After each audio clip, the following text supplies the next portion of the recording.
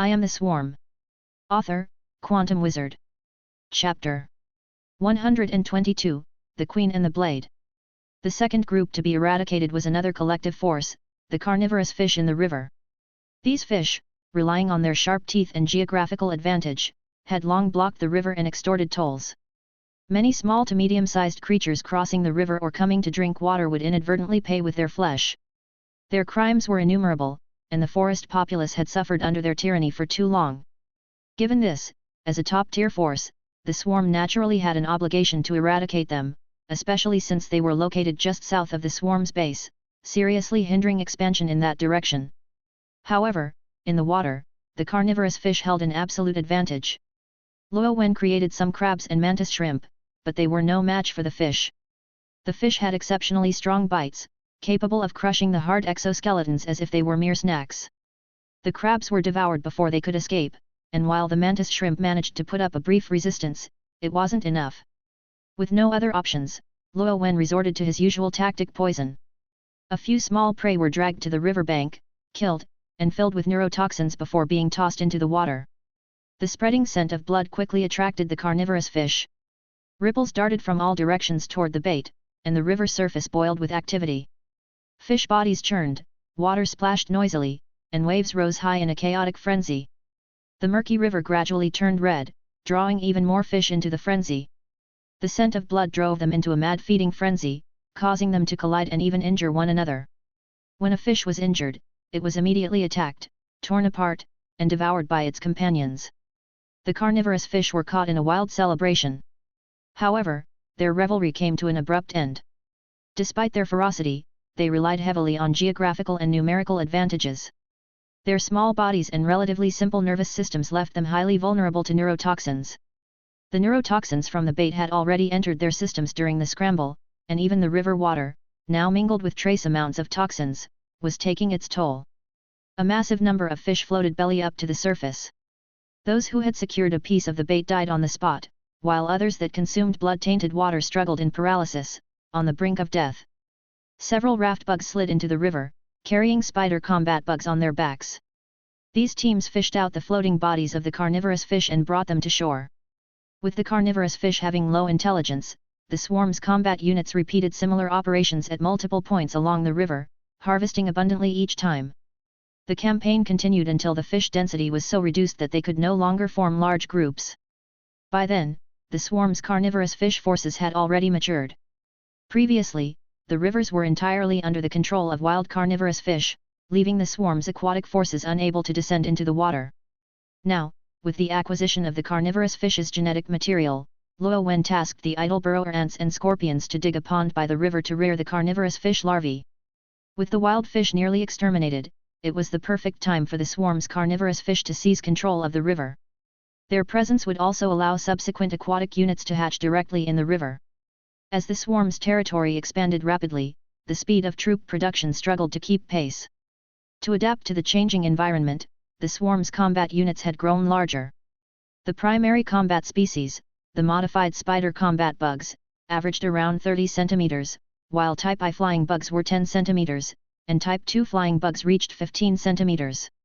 Larger specialized support units were even more significant. In the past, ultra-giant soldier ants only reached 20 to 30 centimeters.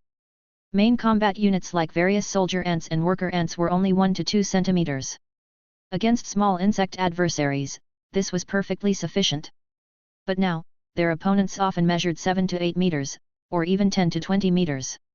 Even their prey typically started at 1 meter.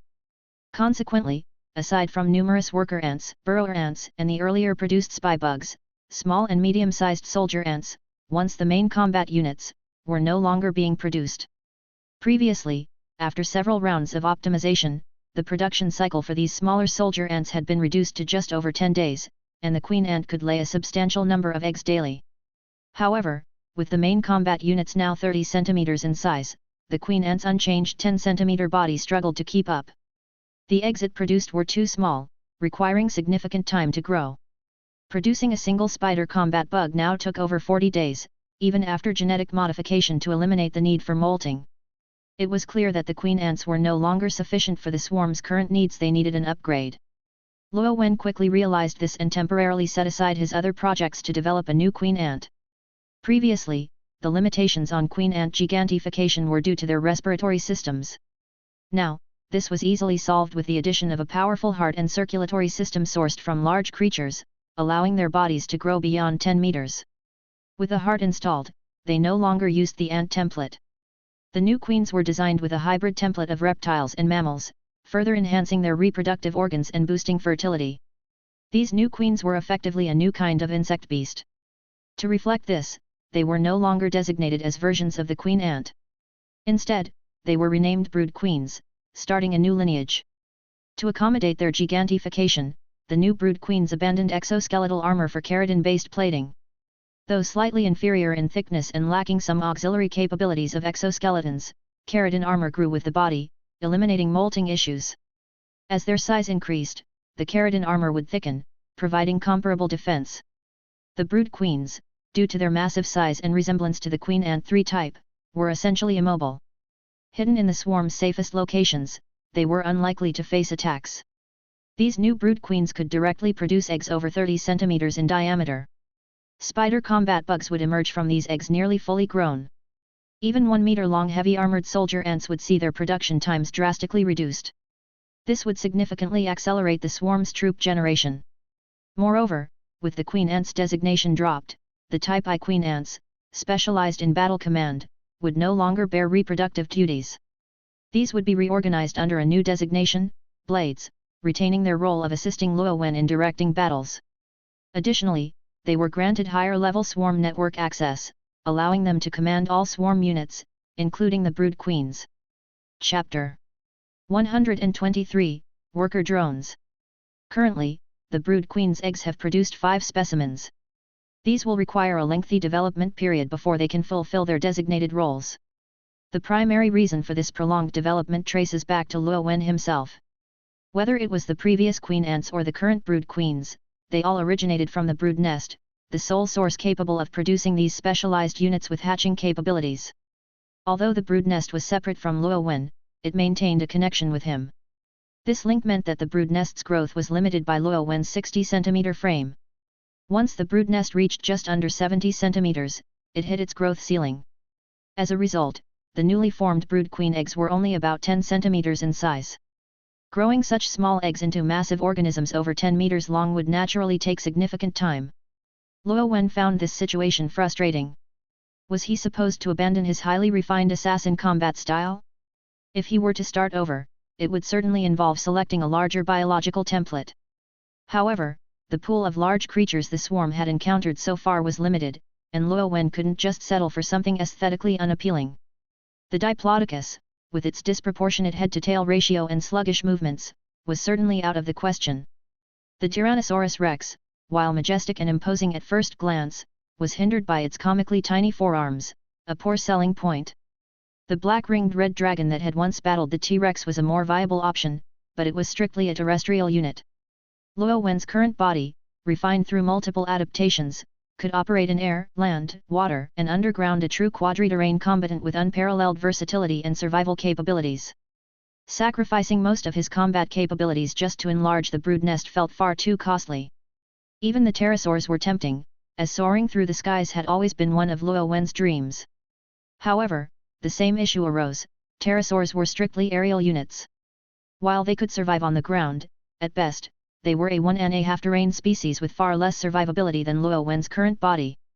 Besides, once the swarm acquired the genetic material of the pterosaur, Luo Wen could simply create one, switch his perspective to control it, and achieve his dream of flight without having to inhabit a pterosaur body himself. Faced with no ideal solutions, Luo Wen briefly considered simply enlarging his current form. Although it would require continuous molting, he could mitigate the risks by cocooning himself during the molting process. However, this would be incredibly inconvenient. Thankfully, enlarging the brood nest wasn't an immediate necessity. Aside from the brood queen as a production unit, all other swarm species could still be produced by the existing queen ants or the future brood queens. The smaller initial size of the brood queen eggs only extended their development period. The swarm had plenty of time to address this. They just needed to pause expansion for about 100 days, wait for the brood queens to mature, and then resume their advance. Thus, Luo Wen shelved the problem after a mere 2 days, redirecting his focus back to experimenting with plant seeds. The swarm slowed its expansion to consolidate its current territory. In the meantime, Luo Wen took the opportunity to improve the worker ants. Their exoskeletons were replaced with keratin armor, and their bodies were enlarged to about 10 centimeters. Although they lost some strength due to the lack of exoskeletal support, their doubled size significantly enhanced their working capacity and efficiency. To distinguish them from the older version, the new worker ants were renamed worker drones. The old worker ants were still produced but were assigned more delicate tasks. Through Luo Wen's continuous research and experimentation, the swarm's crops had undergone several upgrades. The new crops not only had higher yields but also incorporated the genes of parasitic vines, enabling them to extract nutrients directly from other plants. This innovation transformed the swarm's previously weed-infested environment, covering much of the territory with a purple-red spore plant. However, Luo Wen carefully controlled their growth to prevent damage to surrounding trees. Any vines attempting to invade the trees were promptly removed by worker drones and worker ants and transported back to the base as food reserves. Recently, Luo Wen discovered new avenues of research. While he himself was a hybrid of various biological genes, he also possessed mysterious primordial genes. These genes, containing the core secrets of the Ephi-ish species, were impossible to decode. However, they could still be used for experimentation. Luo Wen found that certain primordial gene fragments acted as bridges, creating connections between plant and animal genes, allowing for potential fusion.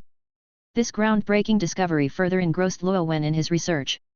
Time passed swiftly, and the swarm's production system completed its overhaul. The new brood queens took over the production of large-scale combat and operational units. The queen ant 3 types, aside from a few left to produce worker ants, were reassigned to establish tree-based subnests for aerial unit production. As a result, the number of tree-based subnests in the swarm's base grew to 21, and the number of flying bugs surpassed 1 million. These large flying bugs, ranging from 10 to 15 centimeters in length, were mostly equipped with ranged weaponry. In the past, wild flying bugs with just 5,000 close combat units had dominated the forest. Now, the swarm's flying forces alone could annihilate most of the forest's wildlife. During this period of stable development, the forest's giant pythons suffered greatly. These creatures were numerous and came in various species, ranging from 10 to 30 meters in length. Occupying a niche between apex forces and apex individuals, they usually coiled in treetops, living solitary lives with no natural predators. During mating season, they would gather on the ground, but even then, not even a T-Rex would dare provoke them. However, once the swarm killed a 30-meter-long python and validated the effectiveness of its anti-python self-destruct bugs in combat, the giant pythons lost their deterrent value and were added to the swarm's menu. Whenever food reserves reached a critical level, the blades would select an appropriately sized, well-nourished python for a targeted hunt. Despite their ability to hide in the high canopies, they were no match for the swarm's flying scouts equipped with echolocation systems. Each python provided 10 to 20 tons of meat, significantly bolstering the swarm's food supplies. The low-intelligence python species had no awareness of the impending crisis and were blissfully unaware they had become livestock raised by the swarm. After a period of steady development, the swarm once again bared its fangs. Before long, the swarm's combat units invaded the territory of a nearby Tyrannosaurus rex. Type I flying scouts spread out like blossoms in the sky, utilizing echolocation systems to quickly map the terrain and upload the data to the swarm network. Hidden within the T-Rex's territory, all manner of creatures were revealed to Luo Wen. The combat units ignored these smaller creatures, they were merely backup food stocks living under the T-Rex's rule. Once the territory's ruler was eliminated, these creatures would automatically switch roles, becoming part of the swarm's provisions. Chapter 124, Artillery Bugs. Time passed, and Luo Wen's seed experiments began to yield promising results. Among them, one creation stood out as his favorite. This was a hybrid organism composed of genetic material from various spore plants. Spore plants include algae, lichens, fungi, mosses, and ferns. Luo Wen's new seed combined the genes of all these spore plants into a single entity.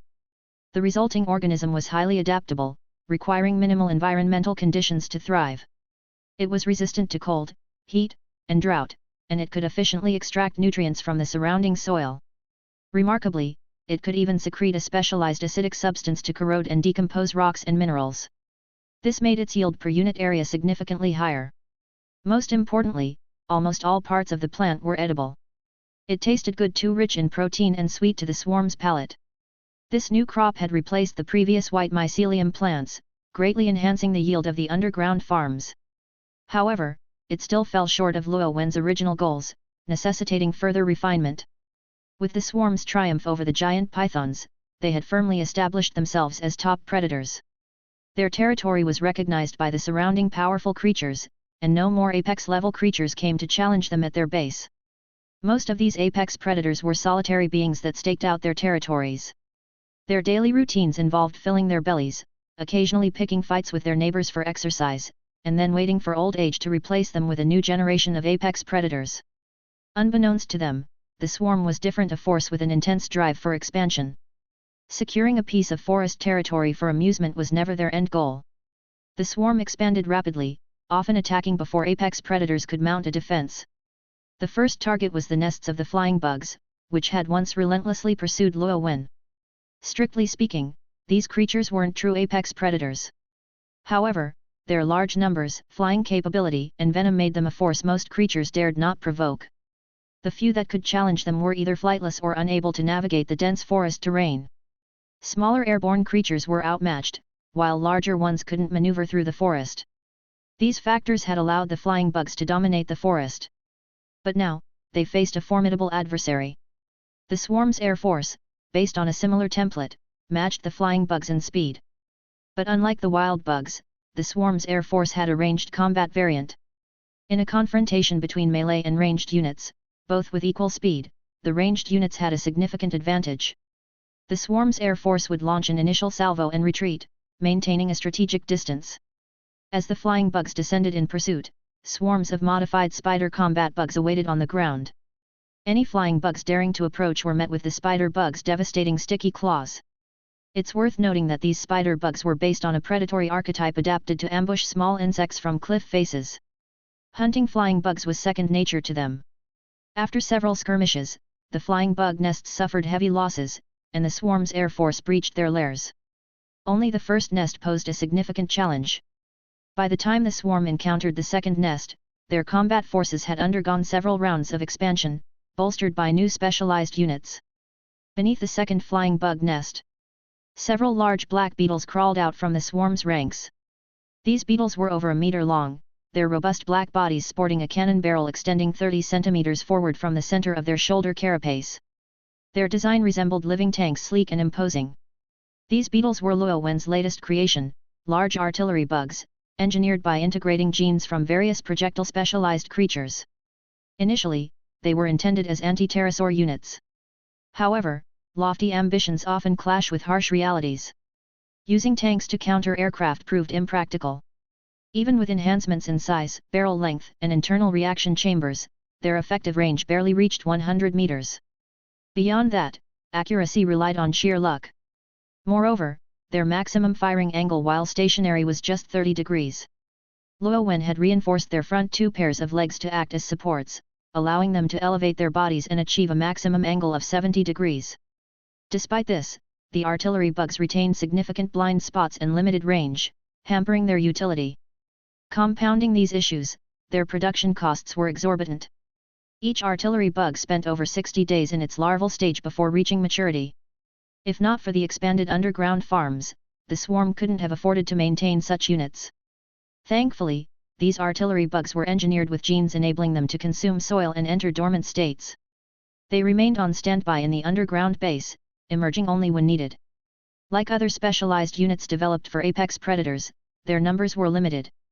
Their niche functionality rendered them unsuitable for mass deployment. While Luo Wen considered the artillery bugs one of his least successful creations virtually useless, the right circumstances allowed them to shine. For example, when tasked with stationary targets, they performed adequately. The artillery bugs assumed their firing positions, extending their legs to raise their bodies and elevate their cannons. Observing remotely through the swarm network, Luo Wen sighed. At this pace, they'd miss even ground targets, let alone anything airborne. Maybe they could take out snails. Their ammunition consisted of high-temperature, corrosive gelatinous projectiles. Upon impact, the projectiles adhered to targets, continuously releasing toxins. The flying bug nest was suspended 20 meters up a tree trunk, constructed from bug secretions and plant fibers. Once dried, the materials oxidized and hardened. Several muffled shots rang out, and dark yellow projectiles streaked through the air. All but one hit their mark, puncturing the nest and leaving holes. Curious flying bugs emerged to investigate, only to be instantly killed by the waiting swarm air force. Another volley followed, this time striking the middle of the nest. The structure split in two, with the lower half crashing to the ground. Dazed flying bugs attempting to crawl out were promptly speared by spider combat bugs. The upper half of the nest fared no better. Swarms of flying bugs poured out of cracks and openings, only to be met with a hail of concentrated fire from the swarm's air force. Few managed to take flight. The battle ended swiftly. Aside from some minor skirmishes near the spider bugs, most areas saw no close combat. After the fight, the artillery bugs returned to the base for storage. While their performance was decent, their practical applications remained limited. Should resources grow scarce, Luo Wen considered recycling them.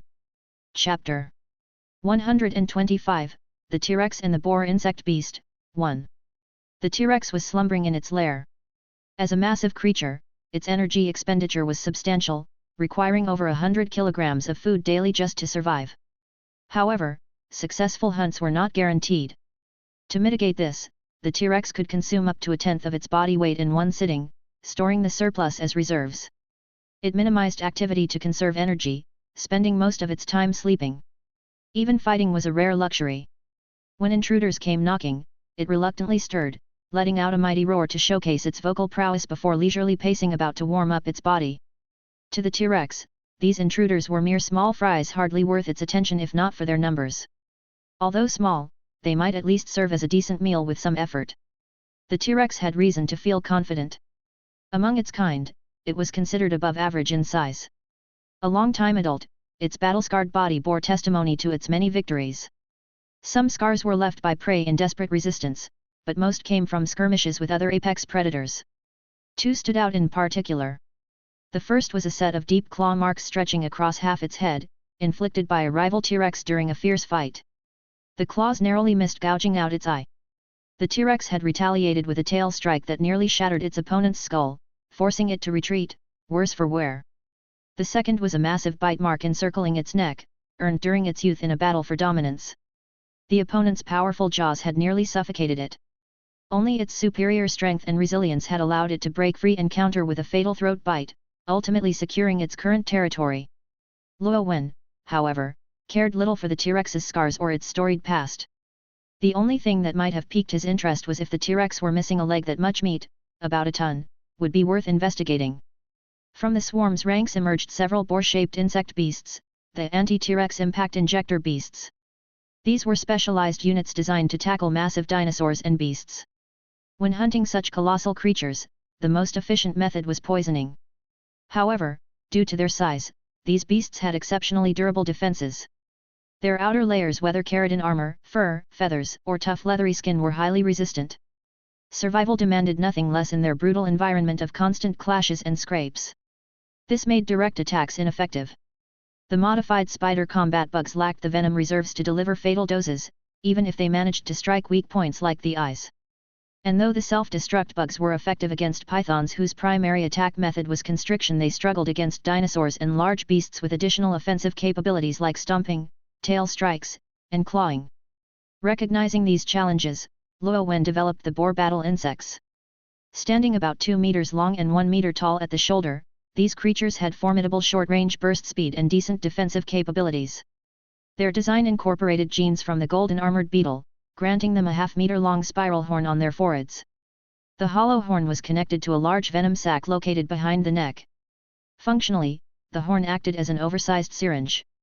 Its sharp tip, combined with the boar insect's explosive charge, could penetrate the defenses of most dinosaurs and beasts. These boar battle insects were a stopgap measure. Luo Wen had envisioned an ideal template based on a herd of triceratops he had once glimpsed on the forest's outskirts. Lacking the means to harm these armored giants and with no immediate need, Luo Wen had not acquired their genetic material. When he later sought them out, they had vanished, leaving him to rely on the boar template for the time being. Type 2 flying bugs initiated the assault, leveraging their aerial advantage to pepper the T-Rex's eyes with concentrated fire. The T-Rex, helpless against the nimble aerial attackers, attempted to roar in defiance but immediately recoiled in pain as projectiles filled its mouth.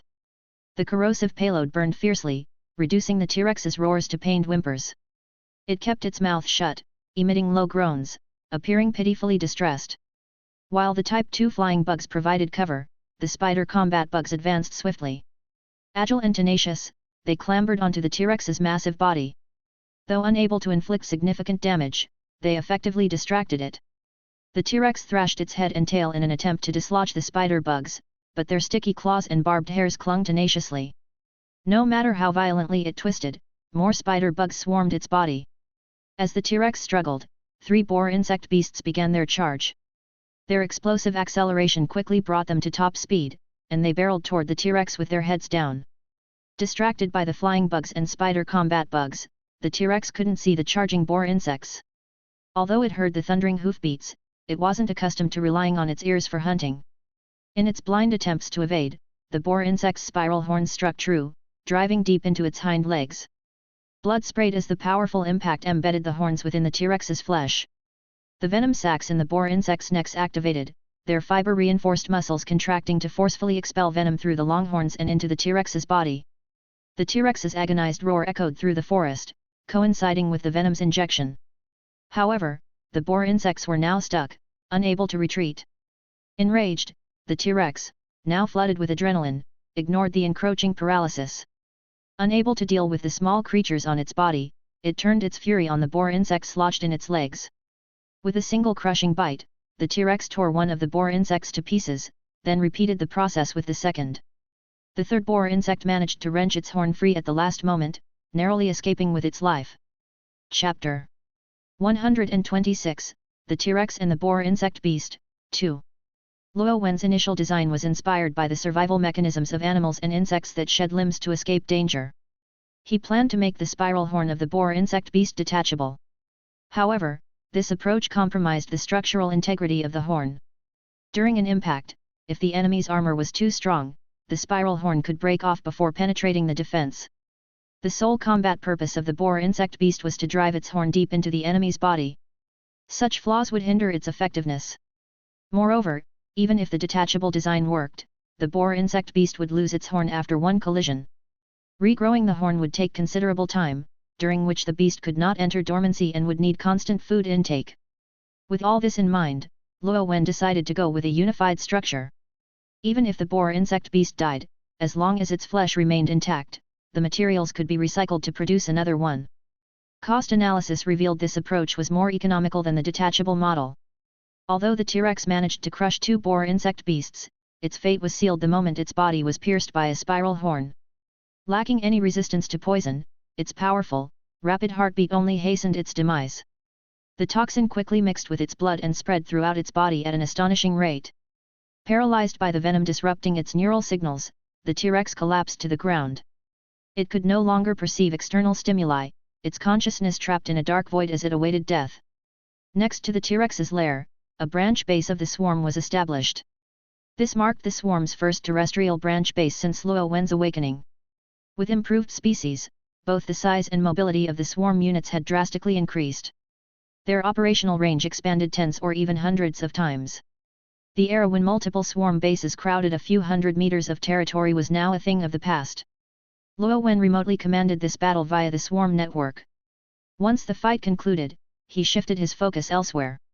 The blades had remarkable learning capabilities, and they would handle similar enemies on their own in the future.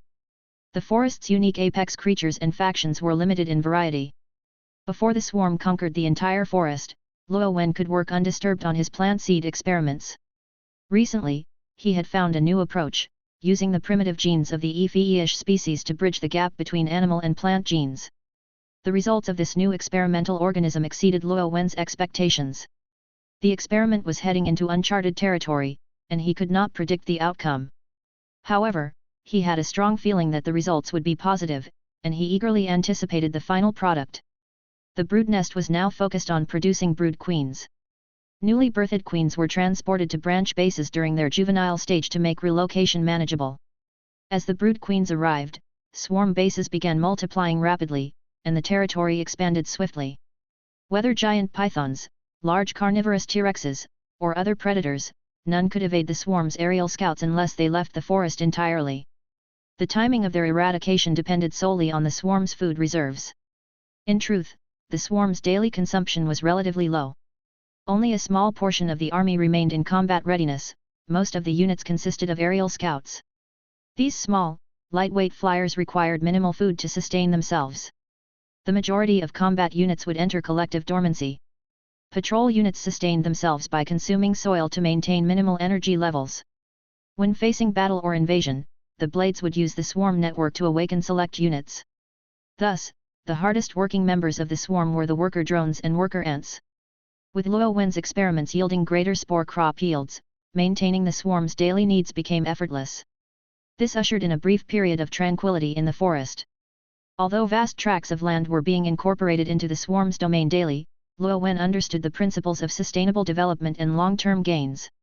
As a result, the forest's original ecosystem was largely preserved, with the exception of the previous apex predators and factions, which had now been reduced to one, the swarm. Occupying the top of the food chain, the swarm fulfilled its role by periodically culling forest creatures to prevent overpopulation. The forest effectively became a massive breeding ground, supplying the swarm with an endless source of sustenance. To Luo Wen's surprise, a group of Triceratops was discovered deep within the forest. After a carefully planned hunt, he successfully acquired their genetic material. This led to an upgrade for the anti-T-Rex impact injector beast. The new swarm beast, modeled after the Triceratops, measured 7-9 meters in length, stood 2.5 meters tall, and weighed 8-10 tons. Beyond equipping its 3 iconic horns with injection tubes and venom sacs, little was altered. Despite being herbivorous, the Triceratops' sturdy head shield and sharp horns allowed it to counterattack and even kill a T-Rex in combat. With the addition of venom injection, this new beast required no assistance from other swarm units to defeat large carnivorous dinosaurs, achieving a high success rate. As a result, the anti-T-Rex collision beast evolved from a disposable unit into a robust main battle tank. Its name was changed to Triceratops Beast. With the aid of the Triceratops Beast, the swarm no longer needed to frequently replenish its frontline collision units. In a short time, they had eradicated all carnivorous dinosaur species within a 1,000-kilometer radius. Numerous brood queens were dispatched to establish new bases. The swarm's rapid territorial expansion and the elimination of apex predators raised concerns about ecological balance. To address this, the dormant combat units were reactivated and, under the Blade's command, conducted sweeps across the region. The abundance of prey led to a surplus of food that the swarm couldn't consume in time. The forest's oppressive heat exposed storage issues, as large quantities of food risked spoilage. Although the swarm initiated a new round of mass unit production, the hatching process was still underway, leaving vast amounts of food at risk of rotting. It was at this time that Luo Wen made an extraordinary discovery in his experiments. He found a hybrid organism that defied categorization as either plant or animal. This organism, combining plant and animal genes, exhibited remarkable traits. Genes from algae, ferns, and mosses enabled it to grow rapidly and adapt to various environments, including water surfaces and underwater habitats. Lichen genes granted it the ability to break down rocks and minerals, absorbing essential nutrients directly from them. Shade-tolerant plant genes allowed it to thrive in dim, lightless underground settings without relying on photosynthesis. The incorporation of vine genes enabled it to parasitize other plants, extracting nutrients directly from their hosts. Chapter 127, The Fungal Carpet. Some carnivorous plant genes endowed the new organism with the ability to produce digestive fluids, allowing it to rapidly convert prey into nutrients. At the same time, it drew from various leafy plant genes to strengthen its root system. These robust roots could extend hundreds of meters underground. The most remarkable trait, however, came from the integration of biological genes, which enabled the organism to grow large fungal nodes on its surface. These nodes could illuminate points on the swarm network. This meant that Luo Wen could directly project his consciousness into these fungal nodes and observe their surroundings from their perspective. Additionally, while these fungal nodes lacked intelligence, they could be programmed with reactive options. As active nodes on the swarm network, they came equipped with friend or foe recognition capabilities. When unidentified creatures stepped on or passed near them, the nodes would blink on the swarm network to send a warning. The new plant also solved the food storage problem effectively. Thanks to its powerful digestive capabilities, prey placed on the organism's body would be quickly broken down and converted into nutrients. These nutrients were stored within the plant and could be rapidly transported through its body. Any unit registered on the swarm network could tap into this resource by opening a valve on any part of the plant's body and requesting access to the nutrients. In simple terms, the plant's body functioned like a plumbing system, where authorized users could install faucets to draw resources. Moreover, in critical situations, the plant itself could be consumed directly as food. The practicality of this innovation far exceeded Luo Wen's original expectations. However, it had its downsides, namely, its unattractive appearance. Its visible portions resembled a grayish-purple carpet spread across the ground. The carpet's network of veins would occasionally writhe as if alive, transporting nutrients. Although Luo Wen understood this movement was part of the nutrient distribution process, the sight of the carpet twitching still made him uneasy. To honor certain memories from his human past, Luo Wen named this new plant fungal carpet. With the fungal carpet, the food storage problem was finally resolved, likely for good.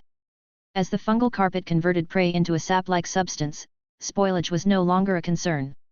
The seeds of the fungal carpet could be produced directly by the brood queens. Theoretically, a single seed could lead to infinite growth. However, to expedite the coverage of large areas, scattering more seeds was ideal. The fungal carpet consumed any organic matter that lacked a swarm network identity, absorbing its nutrients. As a result, areas covered by the fungal carpet became barren wastelands. Additionally, due to its carnivorous plant genes, the fungal carpet could autonomously hunt insects and small animals. This disrupted the local ecosystem by eliminating these creatures, which in turn drove away their predators. Thus, its environmental impact was devastating. Recognizing this, Luo Wen did not allow unchecked growth of the fungal carpet. Instead, he regulated its use, mandating that each base planted only within a specific radius based on actual needs. Even with these restrictions, the increasing number of swarm bases resulted in a steady expansion of the fungal carpet's coverage. More coverage meant more fungal nodes, which translated to an increased number of active swarm network points. These fungal nodes, unable to distinguish between significant and minor disturbances, would even trigger alarms for passing tail lard rats, causing disruptions to Luo Wen's daily work. To address this issue, Luo Wen reconfigured the permissions system. Each fungal carpet was assigned a designated area and linked exclusively to its base's brood queen and blades. Only in cases of genuine emergencies would the information be escalated to Luo Wen. This adjustment resolved the problem of excessive false alarms from the fungal nodes. With his enthusiasm for genetic tinkering temporarily waning, Luo Wen found himself with more free time. He returned to his familiar shut-in lifestyle, spending his days in the base and observing his domain through the swarm network. Under his watch, the swarm's expansion accelerated significantly.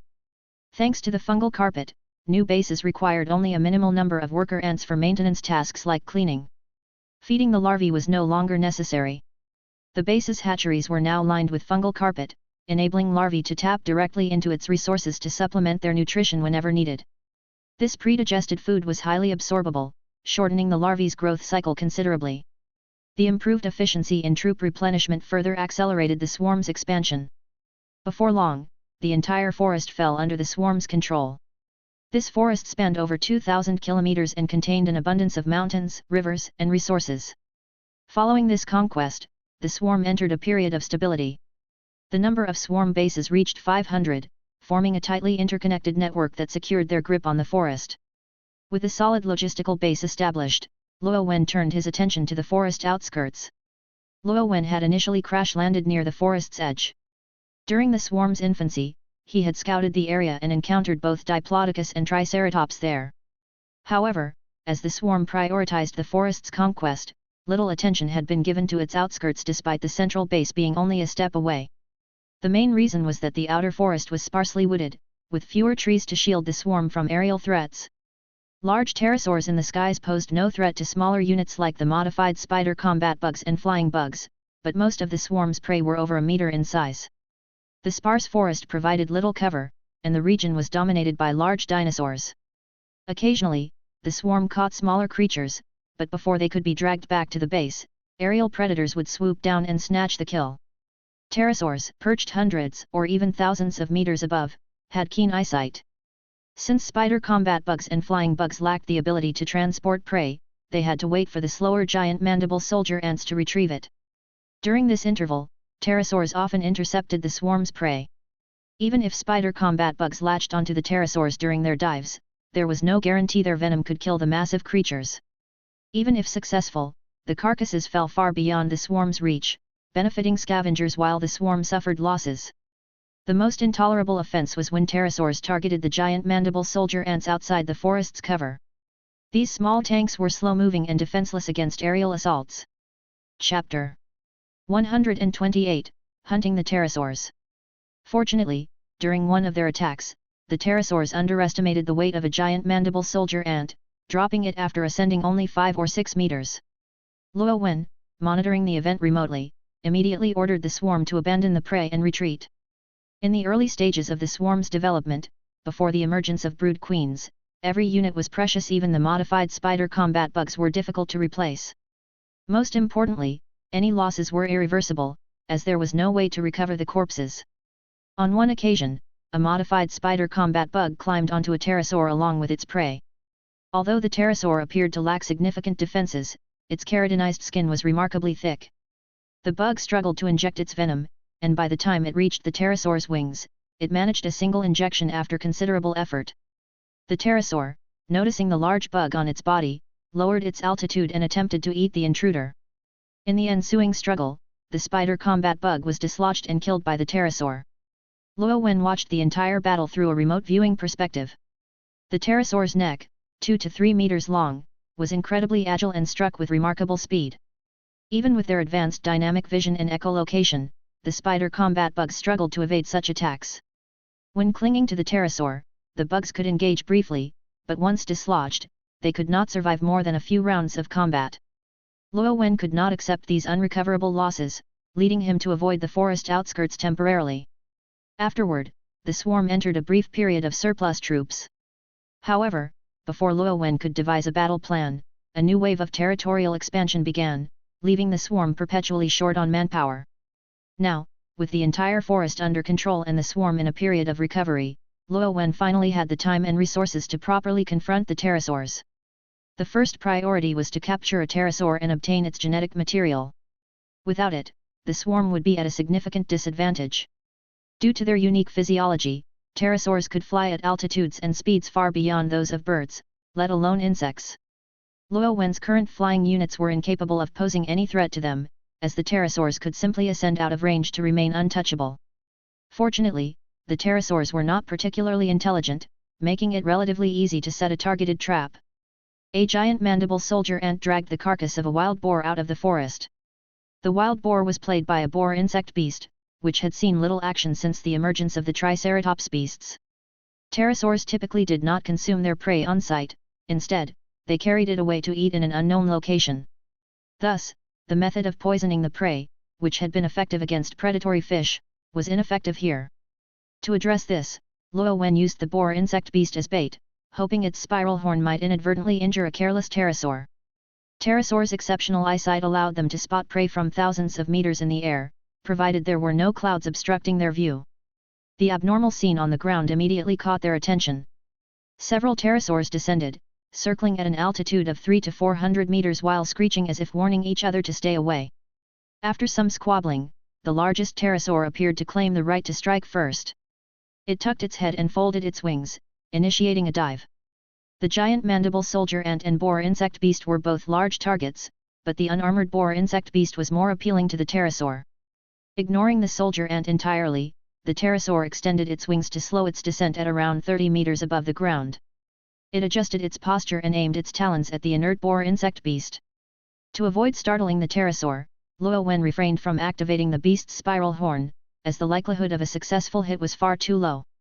The boar insect beast remained convincingly motionless. Once the pterosaur gripped the boar insect beast, it flapped its massive wings and began to ascend. With a wingspan close to 10 meters, this pterosaur was extraordinarily large. Despite the boar insect beast weighing nearly half a ton, the pterosaur managed to lift it off the ground. Given the pterosaur's own weight, likely just over half a ton, its strength was impressive. At that moment, the giant mandible soldier ant activated its propulsion system. Although the system's acceleration effects were diminished by the ant's heavy frame, overloading it produced a sudden burst of speed. The ant lunged forward and clamped its massive mandibles onto one of the pterosaur's ankles, pulling it back down and forcing the boar insect beast to fall back to the ground. The effort came at a cost. The soldier ant's rear leg joints sustained severe damage, likely irreparable. It would require reconstruction after the battle. Even with its immense strength, the ant's limited ground traction, supported by only 4 legs, reduced its effectiveness. The boar insect beast began to lift off again. However, the delay was enough. Hidden nearby, a swarm of modified spider combat bugs equipped with optical camouflage surged onto the pterosaur's body. This specialized unit, outfitted for covert operations, had been enhanced with 5 cm long stingers at the base of their abdomens. Designed specifically for pterosaurs, their stingers were thicker and longer to penetrate the creature's tough defenses. Large venom sacs were also added to their abdomens for maximum effectiveness. The bugs quickly climbed onto the pterosaur, avoiding areas of thick defense already identified by a previous unit's sacrifice. They reached the wings in moments. Despite the violent flapping, their hooked claws and adhesive hairs helped them maintain their grip. Positioning their stingers, the bugs pierced the wing membranes, injecting venom into the pterosaur. The pterosaur, attacked, immediately released the boar insect beast and began ascending rapidly. Without the additional weight of the beast, the wounded giant mandible soldier ant could no longer restrain the pterosaur. It was dragged off the ground before losing its grip and falling. Freed from its confines, the boar insect beast clumsily attempted to retaliate, but its sluggish movements predictably failed to strike the pterosaur.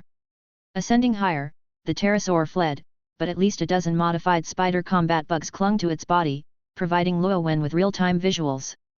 Tens of thousands of Type I flying bugs rose in pursuit, resembling a dark cloud sweeping through the sky. A few blades mingled among them, directing the operation. On the ground, hundreds more modified spider combat bugs with optical camouflage moved toward the anticipated direction of the fleeing pterosaur. Equipped with sufficient energy reserves, they could sustain prolonged pursuits. Chapter 129, The Storm God.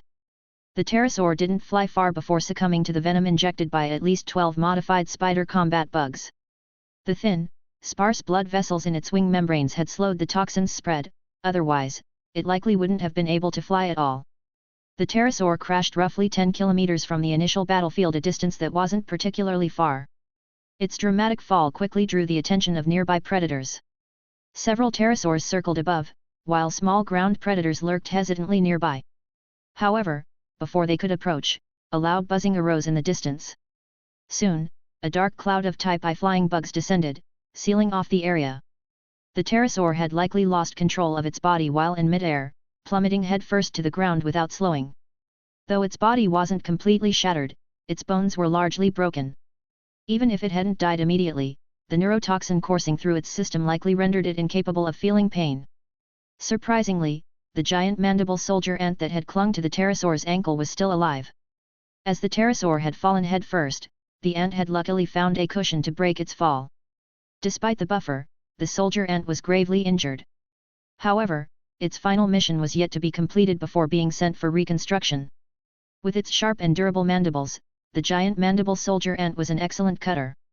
Since its inception, it had served as both a transport and cutting unit. Now too injured to drag the pterosaur's body back to base, the soldier ant began dismembering it on sight. Above, the Type I flying bugs formed an impenetrable barrier, blocking the view of the pterosaurs circling in the sky. On the ground, the incessant buzzing intimidated would-be predators, keeping them at bay. Despite its large size, the pterosaur's body was lean, and the cutting proceeded quickly. Nearby, modified spider combat bugs remained hidden, waiting for the dismemberment to finish before transporting the pieces back to the base, a task well within their original function as transport bugs. 2 hours later, the combat units delivered the pterosaur's remains to Luo Wen. Luo Wen entered a period of seclusion. 50 days later, the swarm's newly developed storm god took flight. This creature was larger than any pterosaur Luo Wen had previously encountered. With a wingspan of 17 meters and a widened back, it weighed nearly a ton and could carry loads of up to 2 tons. Its primary role wasn't combat, although it was formidable in battle. Instead, its primary function was long-distance transportation. It could carry 400 modified spider combat bugs, thousands of Type I flying bugs, and even over a dozen giant mandible soldier ants. The storm god's body was a marvel of aerodynamic engineering. Its tail was short, its head was long and slender, and its elongated beak was sharp and pointed. The wings were composed of vascular networks, muscles, and microfilaments of actin fibers arranged in parallel. Its forelimbs were sturdy, with thick muscles and tendons, enabling a unique launch mechanism.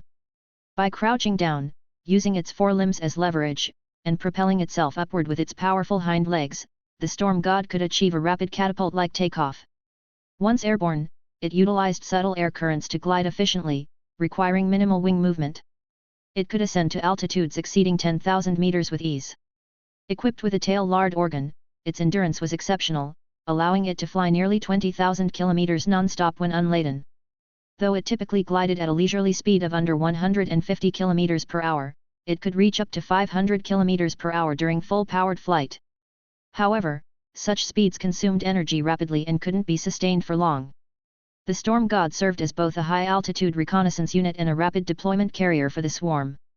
Dubbed the airborne mothership of the swarm, its official designation was Storm God. With the deployment of the Storm Gods, the swarm finally had a countermeasure against the high-altitude pterosaurs. A few days later, 2 Storm Gods took to the skies. Their immense size allowed them to ascend higher than the circling pterosaurs, granting them a vantage point over their quarry. The pterosaurs, drawn by ground-level bait, hovered cautiously, screeching anxiously. Unlike the previous trap, this time the swarm had stationed large numbers of ground and aerial units near the bait, their menacing presence keeping the pterosaurs wary and reluctant to descend. The pterosaurs' cries attracted more of their kind, yet the real danger came not from the ground but from above. Several specialized insects leaped from the storm gods' backs. These creatures, measuring over 20 centimeters in length, sported robust, smooth horns on their heads, each measuring 6 to 7 centimeters. Their bodies were equipped with feathered wings on either side, though these wings were too small to enable sustained flight. Indeed, these bugs were head-heavy and bottom-light, with a peculiar streamlined elegance. Their exoskeletons were dense and heavy, making their wings suitable only for brief gliding and minor directional adjustments. Their abdomens housed numerous air vents connected to a large internal air sac derived from the genes of a jetfish species. This fish possessed a high-pressure system capable of compressing water and shooting it from its mouth to knock insects off aquatic plants. Lowen modified this system, replacing the water bullets with compressed air. Using this mechanism, the specialized bugs could expel air at varying pressures from different abdominal vents to change direction mid-air. As the bugs leaped from the storm gods, they locked onto their targets below.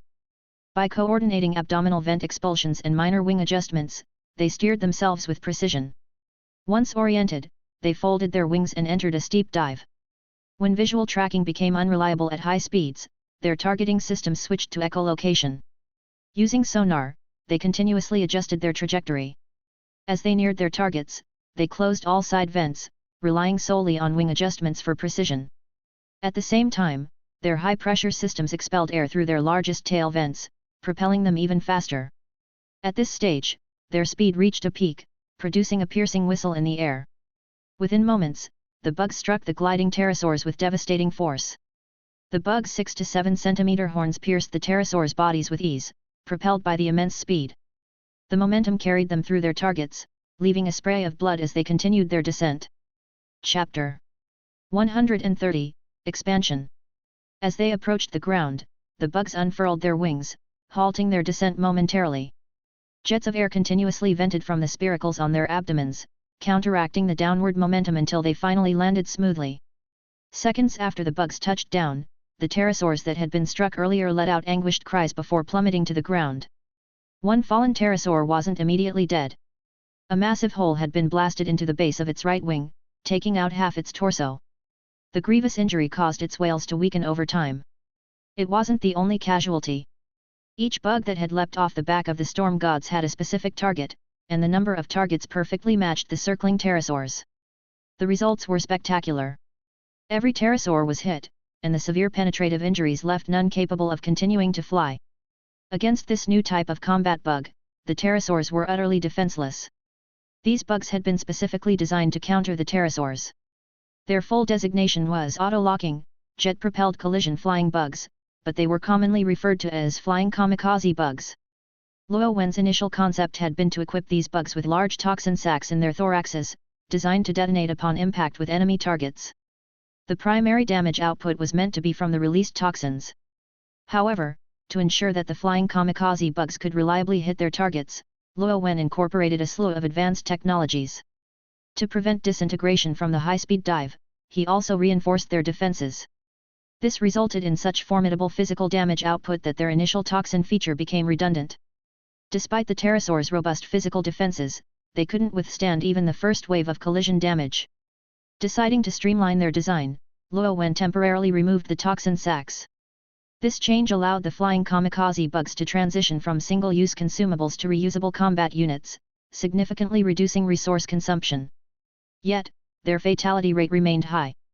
At such extreme speeds, even slight miscalculations led to catastrophic outcomes. For example, one flying kamikaze bug had struck the spine of a pterosaur, a particularly tough section of its anatomy. Though the impact's sheer kinetic force shattered the spine, the backlash snapped the bug's neck, killing it instantly. Such losses, however, were deemed acceptable. Exchanging a few pounds of bug biomass for hundreds of pounds of prey was a trade-off Luo Wen was more than willing to make. Through this approach, the swarm steadily cleared the skies of nearby pterosaurs, enabling their territory to extend beyond the forest. Luo Wen also leveraged the pterosaurs' high mobility by dispatching several as reconnaissance units, finally gaining a clearer understanding of the planet's current state. This planet appeared to have only one continent, which, despite its irregular shape, was largely interconnected and stretched in an elongated form. From south to north or west to east, the furthest distances exceeded 20,000 kilometers. Surrounding it was an endless ocean. Luo Wen tried to locate familiar landmarks but found that most features were either unrecognizable or had shifted over time, likely due to tectonic activity. Luo Wen wasn't concerned. In this world, he had no attachments or obligations, living the kind of life where a lone individual needed only to feed themselves. As long as he survived, the swarm could always be rebuilt. During this period, Luo Wen discovered several pterosaur nests. Most were built on sheer cliffs, while others were on small islands by the sea. The sky belonged to the swarm, and Luo Wen wouldn't tolerate any unidentified entities flying above 100 meters without a designated swarm ID. One by one, the storm gods launched into the air. 30 storm gods formed a flying squadron, adopting a V formation as they ascended to an altitude of 10,000 meters and soared toward their target. Their destination was one of the nearest pterosaur nests, located on cliffs over 2,000 meters high.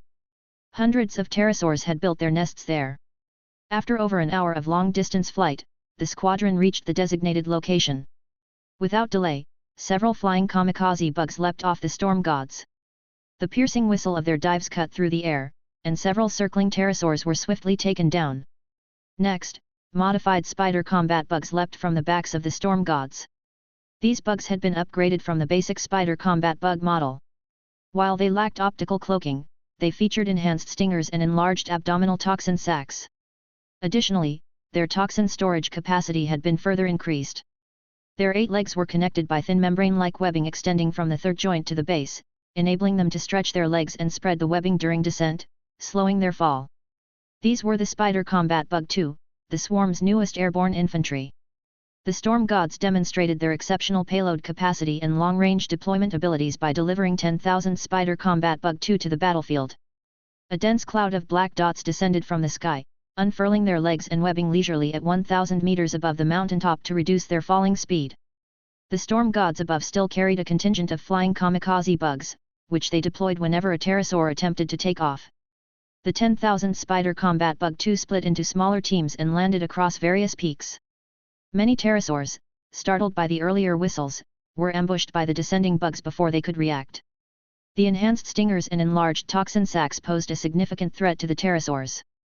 Just 2 spider combat bugs worth of venom could bring a pterosaur down within 10 kilometers, and 5 bugs worth would prevent one from taking off altogether. The battle was swift. The swarm suffered the loss of 11 flying kamikaze bugs and 61 spider combat bug 2, but eliminated 639 pterosaurs and secured over 500 pterosaur eggs. Hours later, new storm gods arrived, bringing a juvenile brood queen, over 1 million worker ants, and tens of thousands of worker drones. Given the distance from the main swarm base and the logistical challenges of transporting prey, Luo Wen opted to establish a branch base on site. An underground base began to take shape. The pterosaur corpses were piled up beside the base by the storm gods, forming a mountain of carcasses. A faint purple-gray hue spread from the base of the corpse mountain, quickly enveloping it entirely. Wherever the swarm established a base, a fungal carpet was sure to follow. The fungal carpet would digest the mountain of corpses, converting them into nutrients stored within its tissues. Once the brood queen matured and formally began base operations, these stored nutrients would be invaluable.